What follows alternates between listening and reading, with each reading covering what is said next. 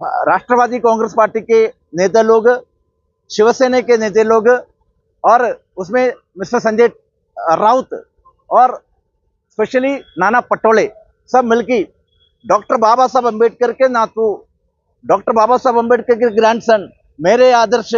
बाला साहब अम्बेडकर को हर बार उन्होंने डिस्टर्ब किया है, हर बार उन्होंने उनको नीचे दिखाने के काम किया है। फिर भी डॉक्टर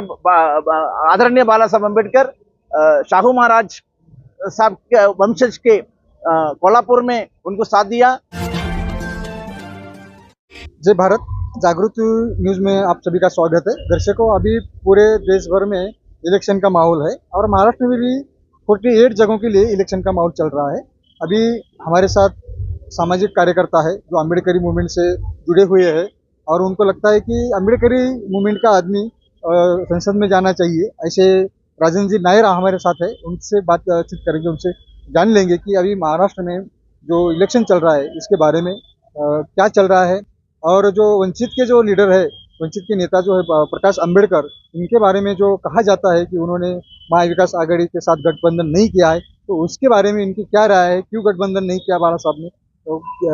क्या हुआ था एग्जैक्ट उनके साथ जानेंगे। नायर जी, क्या कहेंगे आपकी बाला साहब अम्बेडकर, लोग कहते हैं कि बाला साहब अम्बेडकर ने महाविकास आघाड़ी के साथ गठबंधन नहीं किया,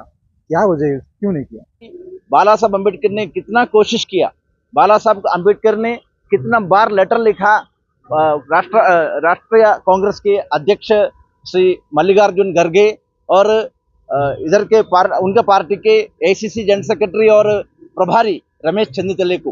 उन्होंने कहा कि हिटलरवादी भारतीय जनता पार्टी और आरएसएस को दूर रखने के लिए, संविधान का रक्षा करने के लिए हमको एक साथ जुड़ की पार्लियामेंट का इलेक्शन करना चाहिए, अपन को इलेक्शन एक साथ करना चाहिए। लेकिन ऐसा बोलने के बावजूद भी इधर के कुछ प्रस्तावित लोग, राष्ट्रवादी कांग्रेस पार्टी के नेता लोग, शिवसेना के नेता लोग और उसमें मिस्टर संजय राउत और स्पेशली नाना पटोले सब मिलकर डॉक्टर बाबा साहब अम्बेडकर के नातू, डॉक्टर बाबा साहब अम्बेडकर के ग्रैंडसन मेरे आदर्श बाला साहब अम्बेडकर को हर बार उन्होंने डिस्टर्ब किया है, हर बार उन्होंने उनको नीचे दिखाने के काम किया है। फिर भी डॉक्टर आदरणीय बाला साहब अम्बेडकर शाहू महाराज साहब के वंशज के कोल्हापुर में उनको साथ दिया और नितिन गडकरी और आरएसएस का हेडक्वार्टर, क्योंकि उधर हमारा बाबा साहब अम्बेडकर ने बौद्ध धर्म स्वीकार किया, ऐसा एक बड़ा जगह है, उनका सम्मान करते हुए उधर आरएसएस का और बीजेपी के आदमी जीतना नहीं चाहिए, इसलिए कांग्रेस को सपोर्ट करते हुए बाला साहब अम्बेडकर आज भी संविधान रक्षक के नाते और ओबीसी, मराठा, गरीब मराठा और बाकी मुस्लिम, क्रिश्चियन सभी 18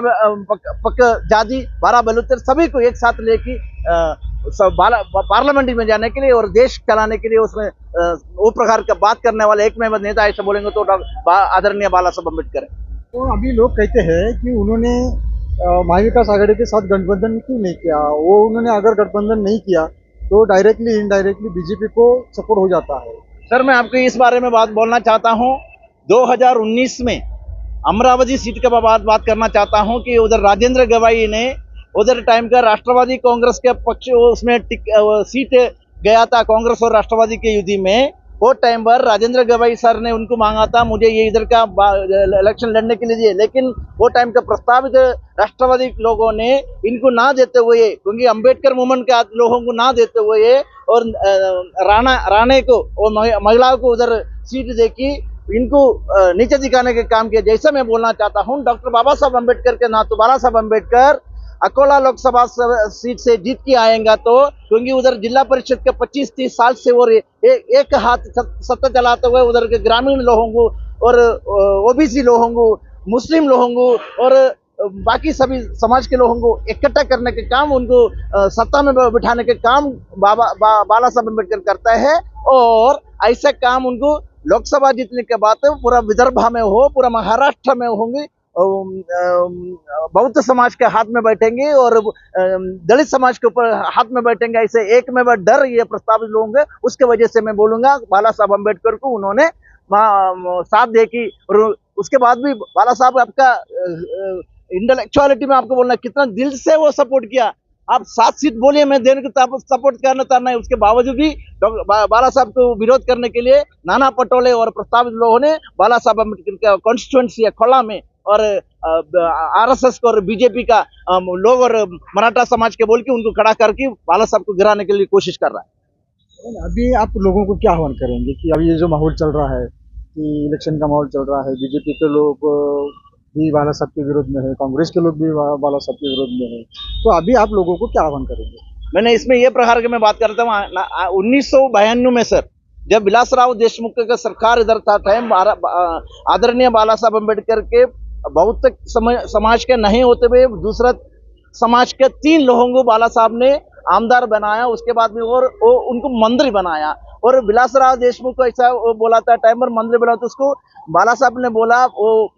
ओबीसी को स्कॉलरशिप का मैटर बाला साहब ने कहा था टाइम में। स्वर्गीय विलासराव देशमुख ने ऐसा कहा है कि हमारे पास पैसा नहीं। वो टाइम पर बाला साहब ने बोला था आपको पैसे का कोई प्रॉब्लम नहीं है, इसका शिरडी देवस्थान में से पैसा वो पैसा रख अपन सरकार में लेते हुए उनको करना, ऐसा उन्होंने किया। उसके बाद में विलासराव देशमुख और कांग्रेस ने क्या किया, बाला साहब के 3 उम्मीदवार को तोड़ फोड़ करके उनका पार्टी में लेते हुए बाला साहब को डिच करने का काम वो टाइम पर किया। इसलिए मैं पूरा महाराष्ट्र के पूरा अंबेडकर मूवमेंट में इस पे काम करने वाला सभी तमाम कार्यकर्ता लोगों से विनती है कि पार्लियामेंट में नरेंद्र मोदी को बराबर बात करने के लिए एक में नेतृत्व बोले तो बाला साहब ऐसा ढंग से उसको पार्लियामेंट एक सीट भी बहुत काफी होता है कि अमित शाह और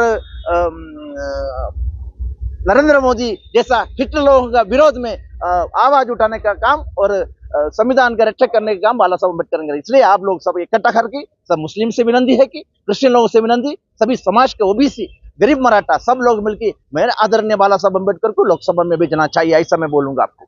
नमस्कार, तुम्हा सगळ्यांना गुढीपाडव्याच्या हिंदू नूतन वर्षाच्या खूप खूप मनापासून शुभेच्छा। हे येणारं वर्ष तुम्हाला खूप साऱ्या प्रेमाचं जावो। तुम्हा सगळ्यांसाठी आम्ही नवा कोरा चित्रपट घेऊन येत आहोत। सुनील भालेराव निर्मित, चंद्रकांत पवार दिग्दर्शित अप्सरा 10 मे पासून तुमच्या जवळच्या चित्रपटगृहात नक्की बघा आणि पुन्हा एकदा गुढीपाडव्याच्या मनपूर्वक शुभेच्छा। धन्यवाद।